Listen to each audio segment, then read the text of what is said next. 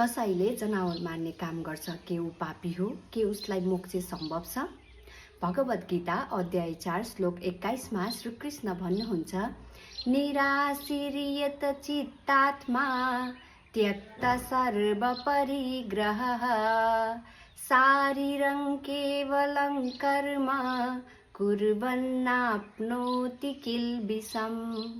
अर्थात् जो व्यक्ति न लोभ गर्छ, न संग्रहको इच्छा राख्छ, न कुनै आसक्तिमा फस्छ र केवल शरीरको निर्वाहको लागि कर्म गर्छ, ऊ पापमा फस्दैन। अब यिनै दृष्टिकोणमा कसाई भन्ने पात्रको दुई सम्भावनाहरू हेरौँ।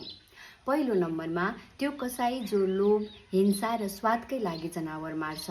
ऊ जनावर मारेर रमाउँछ, उसले धेरै पैसा कमाउनको लागि अत्यधिक जनावर मारिरहेको हुन्छ। उसले हत्या गर्न विकल्प हुँदाहुँदै पनि त्यही रोजेको हुन्छ।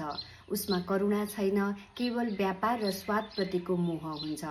यस्तो कर्ममा लोभ, आसक्ति र हिंसाको भावना मिसिएको छ। गीता अनुसार यस्तो कर्म अशुद्ध कर्म हो, यसले पक्कै पनि पाप जन्माउँछ। र दुई नम्बरमा त्यो कसाई जो विवशताले यो कर्म गरिरहेको छ, ऊ अत्यन्तै गरिब छ।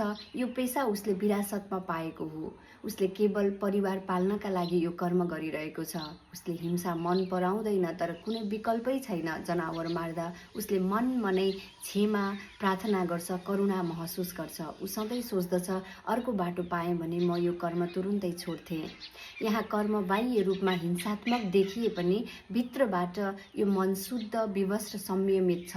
गीता भन्छ, यस्तो शुद्ध मनले केवल जीवन धान्नका लागि गरिने कर्म पाप होइन। महाभारतमा पनि भीष्म पितामहले एक धर्मव्याध अर्थात् एक कसाईको प्रशंसा गर्नुभएको छ। धर्मव्याध जनावर मार्ने काममा संलग्न थिए, तर उनको मन पूर्णतः शान्त, अहंकार रहित र कर्तव्यनिष्ठ थियो। उनी आफ्नो वृद्ध बाबाआमाको सेवा गर्थे। उनीबाट गरिने कर्म धर्ममय ठहरियो।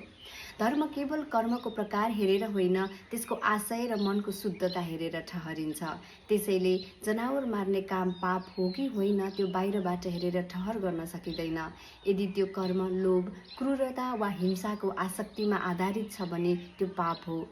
तर यदि त्यो कर्म केवल जीवन धान्न, विवशताबाट र करुणाका साथ गरिन्छ भने गीता भन्छ, त्यो शारीरं केवलं कर्म हो र यसले पाप जन्माउँदैन। मेरो गीता यात्रामा जोडिनु भएकोमा धन्यवाद। अर्को श्लोक अर्को भिडियोमा।